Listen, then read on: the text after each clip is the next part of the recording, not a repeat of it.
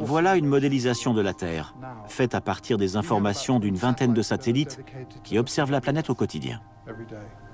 Il y en a un qui suit les nuages, un autre la température de la mer en surface et un qui mesure le dioxyde de carbone dans l'atmosphère. Toutes les informations arrivent et cet outil nous donne une simulation climatique.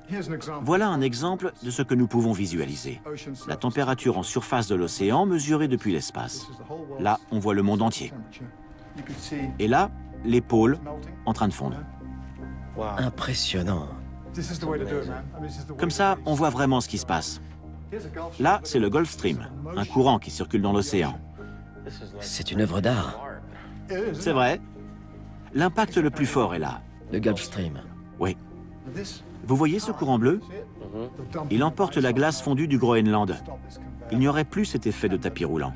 Le Gulf Stream ralentirait et ne transporterait plus la chaleur de là à là. Et l'Europe aurait froid. Parce qu'il y a beaucoup de transferts de chaleur des tropiques à l'Atlantique Nord, ce qui réchauffe l'Europe. L'Europe serait plus froide. Oui, Parce qu'on pense toujours que le changement climatique, c'est un réchauffement global. oui. Voilà le satellite le plus développé pour suivre les précipitations. Il joue un rôle important parce que le plus fort impact des changements climatiques, c'est le déplacement des zones de précipitation. Elles s'éloignent de l'équateur et on voit déjà les signes d'un système de sécheresse. Ça crée encore plus de sécheresse dans des endroits déjà très chauds. Oui. Il y a eu de nombreux rapports rédigés par le département d'État et d'autres instances officielles, selon lesquels les longues sécheresses alimentent les conflits en Syrie, au Darfour ou au Soudan, des endroits qui manquent d'eau et de nourriture. La zone qui se réchauffe et se désertifie s'étend à tout le globe ou c'est limité à cette région précise? Non, ça devrait concerner le monde entier. Par exemple, certaines régions de l'Inde, ou les États-Unis, l'Oklahoma par exemple. Ce qu'on appelle le Dust Bowl devrait devenir beaucoup plus sec dans les prochaines décennies. Oh mon Dieu. Et chez moi, en Californie, Ça s'annonce mal, désolé. La modélisation prévoit des sécheresses persistantes dans le Dust Bowl, et ici, dans 50 ans. Actuellement, on connaît la pire sécheresse depuis 9 siècles. Ça arrive un peu plus tôt que prévu. Ça pourrait s'installer en quelques décennies. que des mauvaises nouvelles. Effectivement, mais beaucoup de gens n'ont pas une vision claire de la situation. Pourtant, les faits sont limpides. La glace fond, la terre se réchauffe et la mer monte. Ce sont les faits.